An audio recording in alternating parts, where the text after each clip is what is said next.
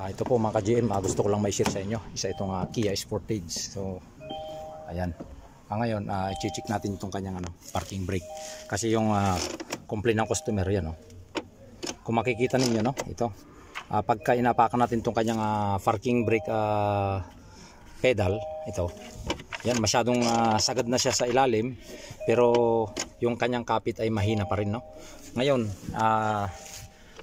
in-adjust na natin to sa in-adjust natin to sa gulong. Diyan sa may gulong yung kanyang parking brake niya, no? Tinanggal natin yung gulong kanina, tapos in-adjust natin diyan. Tapos ganoon pa rin. Masyado pa rin mababa. Tapos ang nakita natin ito. Gusto kong maipakita sa inyo para magkaroon din kayo ng idea, no?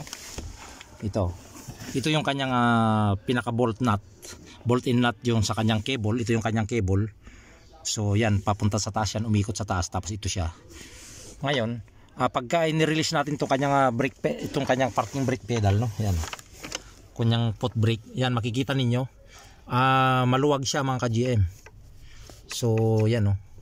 Maluwag siya. So, kailangan nating i-adjust yan. Kailangan nating higpitan. Kasi habang ginagamit ito, kaya lumuwag yan, sa katagalan siguro, lumuwag siya. So, kailangan lang natin higpitan yan. Yan po. Yan lang po yung dahilan niya, yan, no? Kung makikita niyo. Yan yung problema niyan. Kailangan lang mahigpitan ng konti.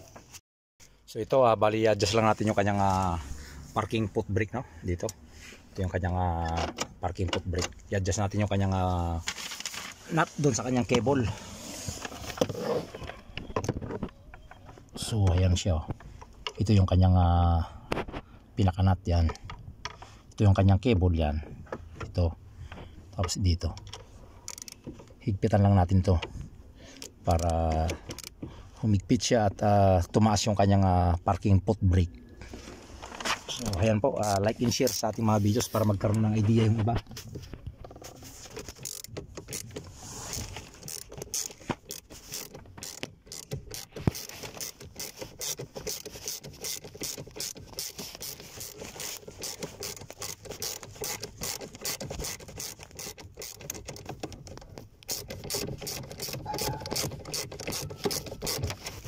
So ayan, okay na siya ng pag-iin.